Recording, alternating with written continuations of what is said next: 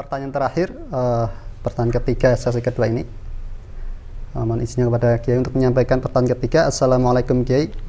Bagaimanakah sikap real atau sikap konkret kita sebagai muslim terhadap orang-orang yang ingin memadamkan cahaya Al-Quran, cahaya agamanya Allah Ta'ala?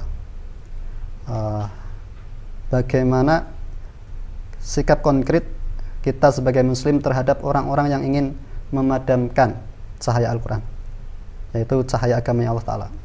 Semoga Kiai. Waalaikumsalam warahmatullahi wabarakatuh. Sikap real terhadap orang-orang yang ingin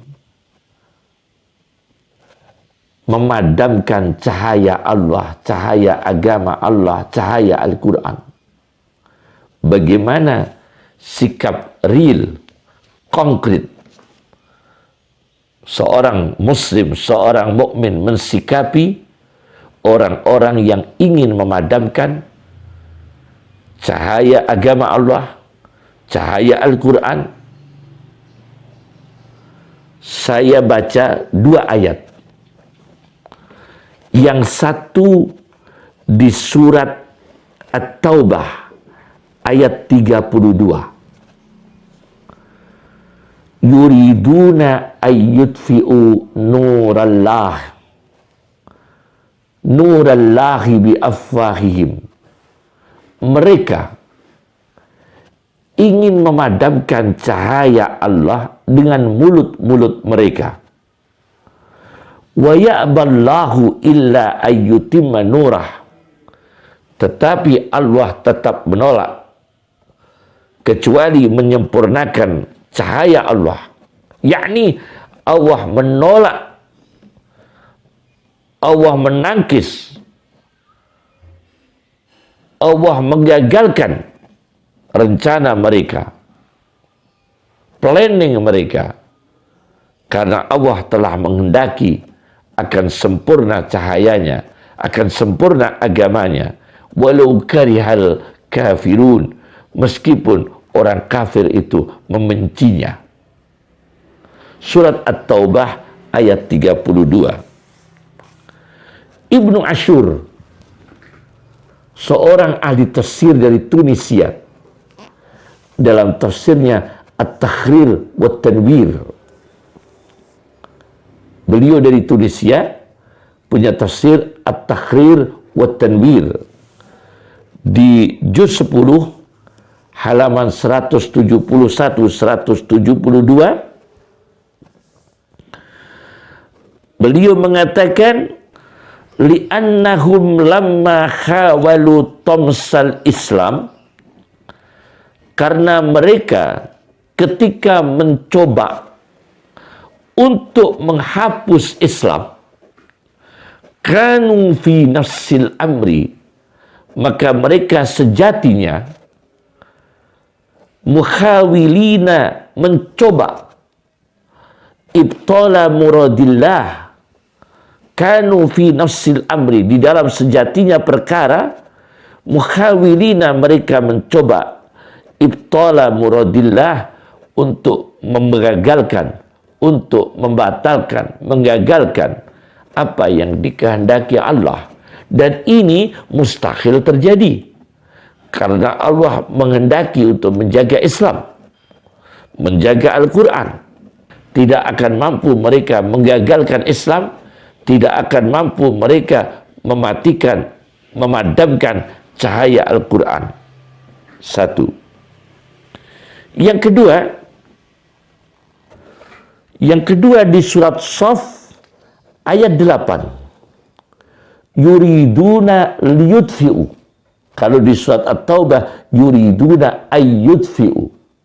Kalau di surat Shaf ayat 8 yuriduna liyudfi'u nurallahi biafwahihim wallahu mutimmu nurihi walau karihal kafirun. Mereka menghendaki untuk memadamkan cahaya Allah, tetapi Allah mutimmu nurihi, menyempurnakan cahayanya, menyempurnakan agamanya, walau karihal kafirun, dan meskipun orang-orang kafir membencinya. Ibnu Ashur dalam kaitan ayat tersebut di dalam tafsirnya At-Tahrir wa Tanwir, beliau mengangkat satu hadis Nabi sallallahu alaihi wasallam, wallahi demi Allah, la yatimmanna hadal amru, sungguh akan sempurna perkara ini, agama Islam akan sempurna, hatta yasira raqib min Son'an, min Son'a'a, bukan min Son'an, min Son'a'a ila Hadramaut, sampai orang mengendarai perjalanan dari San'a, dari Son'a Yaman sampai Hadramaut juga Yaman, la yakhafu illallah, tidak ada yang ditakuti kecuali Allah. Artinya dalam perjalanan itu aman. Awi ziba ala ghanami, tidak ada orang mengkhawatirkan serigala untuk mengganggu domba-domba manusia. Tidak ada kekhawatiran, karena aman bumi itu. Tidak mengkhawatirkan ancaman serigala terhadap domba-domba yang dimilikinya. Itu akan sempurna. Jadi aman sekali. Suasana seperti itu insya Allah terwujud. Walakinnakum tasta'jilun, dan tetapi kamu sekalian ingin cepat-cepat itu terwujud. Yakni kita jangan ingin cepat-cepat terwujud perjuangan itu, jangan. Tapi kita tetap berjuang menjaga agama Allah, tapi jangan dengan tergesa-gesa dan gegabah. Maksudnya tergesa-gesa adalah gegabah dalam berdakwah, gegabah dalam berjuang, gegabah dalam menyampaikan Islam, harus dengan kearifan dan kebijaksanaan, yakni dengan damai, tidak destruktif, tidak teroris, tidak radikal, tidak merusak yang lain, tidak mengganggu yang lain, dengan menitik beratkan kasih sayang, rahmatan lil alamin, kasih sayang sesama manusia, meskipun beda keyakinan, meskipun beda agama, kita harus rahmah, kasih sayang sesama manusia, tetapi kita dalam berjuang satu, supaya tidak bisa dimatikan, tidak bisa disirnakan cahaya Al-Quran. Meskipun Allah telah menjamin melindunginya, tapi kita yang berjuang satu adalah khursul akidah, menanamkan akidah Islam. Yang kedua adalah khursul ibadah, menanamkan ibadah. Yang ketiga adalah khursul akhlak, menanamkan akhlak-akhlak yang Islam, akhlak-akhlak yang sesuai Islam. Yang keempat adalah ad-dakwah, dakwah ke jalan Allah. Dan yang kelima, jangan sampai lupa siasatu dakwah, strategi berdakwah. Ini untuk menjaga cahaya agama Allah supaya tidak sirna, yang diharuskan setiap orang yang beriman untuk ada kepedulian, tanggung jawab menjaga agama Allah Subhanahu wa taala, warisan dari Rasulullah sallallahu alaihi wasallam. Sallallahu alaihi wasallam. Alhamdulillah. Syukron jazakumullah khairan, jazakumullah atamal jaza kepada guru kita, Kiai kita Kiai Abdul Qayyum Mansur, yang telah menyampaikan seluruh materinya dan menjawab pertanyaan-pertanyaan. Insya Allah sudah sangat lengkap, insya Allah sangat jelas, insya Allah dapat kita resapi dan menjadi cahaya baru buat kita untuk mulai menahapi langkah-langkah kehidupan kita dengan cahaya Al-Quran, memulai kehidupan kita, kehidupan keluarga maupun kehidupan umat ini dengan cahaya Al-Quran.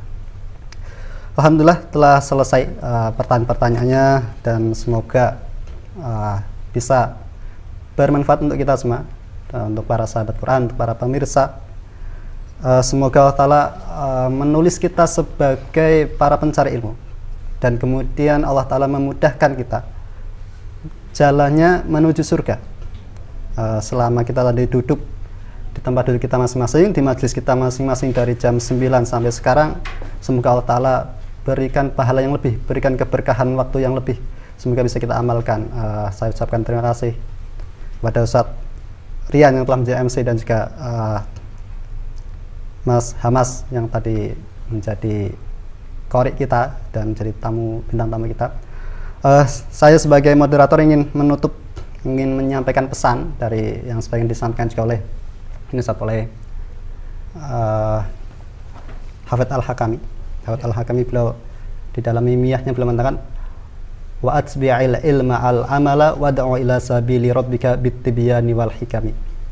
Ikutilah ilmu itu dengan amal. Wad'u ila sabili rabbika, dan serulah ke jalan Tuhanmu bit-tibyan, dengan penjelasan, dan wal hikami, dan hikmah.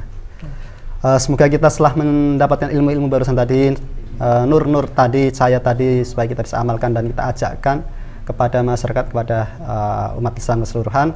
Saya sekali lagi mengucapkan agungi sembah nuwun dumateng Kiai Abdul Qayyum Mansur yang telah menyampaikan materi tadi. Semoga Allah Ta'ala membalas kebaikan antum, semoga Allah Ta'ala memberikan kesehatan kepada antum dan keluarga, semoga senantiasa diberikan panjang umur sehingga kita tetap bisa menimba ilmu dari panjenengan. Syukran jazakumullah khairan. Saya kembalikan ke MC. Tafadhol Ustaz. Masya Allah, jazakallah khair Ustaz Joy.